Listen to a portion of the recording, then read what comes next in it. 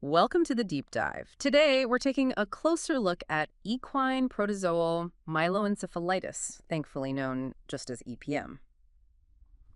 It's quite a serious neurological condition in horses. Yeah, serious is right. Yeah, And it demands a clear, pretty powerful response. exactly.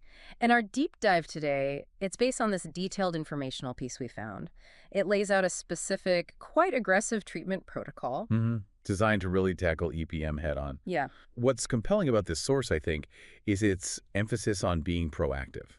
Not just reacting once things are bad. that proactive idea feels really important here. So, okay, our mission today is to unpack this precise knockout plan, as they call it. Right. We're going to detail what EPM actually is, break down the components of this, well, this multi-pronged approach, and give you the exact step-by-step schedule for administering it, basically extracting the core knowledge so you can understand a potential path forward. Because it is challenging. It really is. EPM is no joke. It's neurological, and it can cause permanent nerve damage. That's why, as the source stresses, early and aggressive action is just so critical. Absolutely. That urgency is really the key takeaway early on. So let's dive in a bit deeper then. Understanding EPM itself, what are we actually talking about here? Well, at its core, Equine Protozoal Myeloencephalitis, EPM, it's a neurological disease in horses.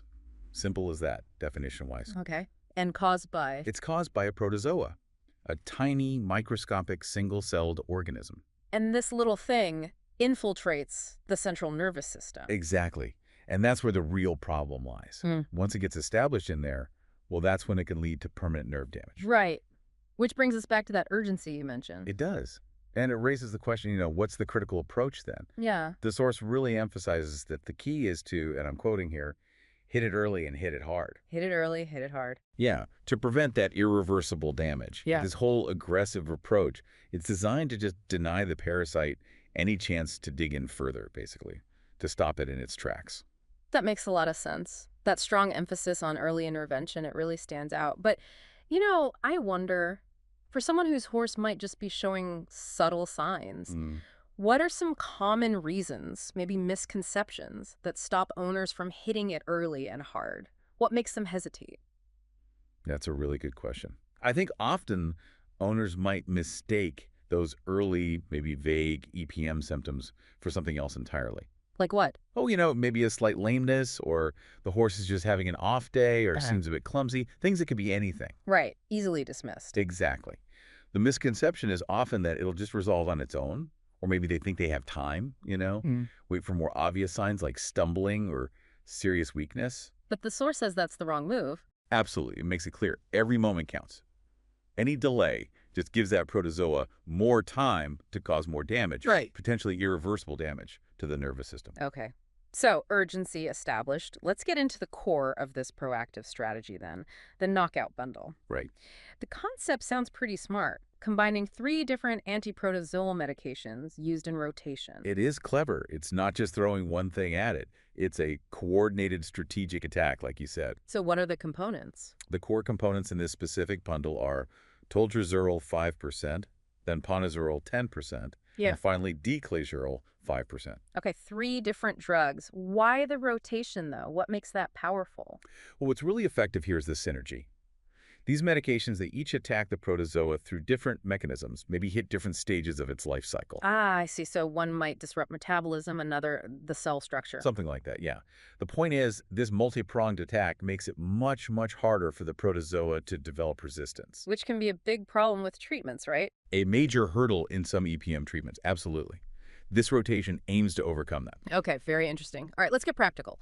The specific knockout treatment schedule, you said the timing is critical, so this is the part people really need to focus on. Definitely. Step by step is key here. First, step 1. You administer the entire 8-ounce bottle of Toltrazuril 5%. The whole bottle, all at once. The whole bottle all at once. That's the initial heavy hitter in the sequence. Okay. Then step 2 is a pause. Yes. A crucial pause. 4 to 5 days. Just wait. Now, why is that break so important? You mentioned it's non-negotiable. What happens if someone rushes it, gives the next dose after, say, only 2 days? Excellent point, and the source is really clear on this. This break isn't just letting the drug clear the system, though that happens. It's a strategic break. Strategic how? Well, it allows that first medication, the Toltrazuril, to fully exert its effect. Yeah. But also, the protozoa might react, maybe shift into different life stages. Making them vulnerable to the next drug. Precisely. If you rush it, you might reduce how effective the next drug is. You'd be undermining the whole knockout idea, basically giving the parasite a chance it shouldn't have. Wow. Okay, so it really is a precise stance. Fascinating. So after that vital 4 to 5 day break, step 3. Step 3, you give the entire bottle of Ponazuril 10%. Again, all at once. Got it. And then, I'm guessing, another break? You got it. Step 4 is another important pause. Again, 4 to 5 days. Same reason. Let the Ponazuril work. Get ready for the final stage. Exactly the same reason. It's essential for the next medication's efficacy. Allows the Ponazuril to do its job and primes the system, you could say, for the final blow. Okay. And that final blow is step 5. Step 5. You conclude the protocol by administering the Diclazuril 5% bottle. And that's the sequence. Toltrazuril break, Ponazuril break, Diclazuril. That's the sequence. And the key reminder, which the source really hammers home, is don't rush it. Those breaks are just as crucial as the drugs themselves. It really highlights the precision needed. It's not just about giving medicine, it's about how and when. It really is. It shows how these protocols, even if they seem straightforward, can have this underlying complexity where every step matters. Okay, good stuff. Now, what about practical tips? Administering this day-to-day advice. Right. Well, first off, accuracy. You absolutely have to measure the medication accurately. Use a dosing syringe if you need to. No guessing or eyeballing. Makes sense. Anything else? Supportive care is really vital, too. Make sure the horse has plenty of clean, fresh water, good forage, keep them well hydrated throughout the whole thing. Just general good care helps the body fight. Basically, yeah. A healthy, supported system is just better equipped to handle the treatment and fight the infection itself. And that point about early intervention keeps coming up. It seems like the absolute core message here. It really is. I mean, you can imagine the worry for an owner seeing those subtle signs we talked about. The advice from the source is just so direct. Don't wait for the dramatic stuff, the stumbling, the dropping feed. If you even suspect EPM, Check the Knockout Bundle. get it started immediately. That's the recommendation. Hit it before it really digs in and causes that lasting damage. It's about being proactive, empowering yourself. Okay. So people listening might be wondering, where do you actually get this specific bundle? The source material points to Toltrazurilshop.com for this EPM Knockout Bundle. And it mentions some things about them. Yeah, it notes things like fast shipping, which is obviously important given the urgency. Definitely. Offering dosing support and providing a fresh product.